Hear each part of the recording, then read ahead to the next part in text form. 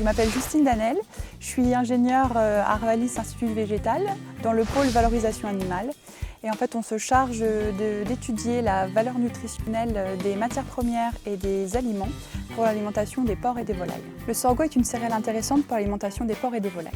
Sa composition est proche de celle du maïs et avec une teneur en protéines un peu supérieure. C'est la céréale la plus énergétique chez les volailles et chez les porcs, elle est aussi énergétique chez les porcs en croissance que le maïs, mais à une valeur un peu inférieure chez les truies.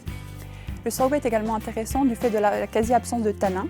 Les tanins sont un facteur antinutritionnel donc qui peut avoir un impact sur la valorisation nutritionnelle de la matière première. Pendant de nombreuses années, les tanins donnaient une mauvaise image au sorgho, mais depuis quelques années, en fait, la quasi-absence de tanins, donc inférieure à 0,3%, est obligatoire pour inscrire de nouvelles variétés sur les catalogues français et européens. Le profil en acides aminés du sorgho est un peu différent de celui du maïs. Il y a un peu moins de lysine et d'acides aminés soufrés, mais un peu plus de thréonine et de tryptophane.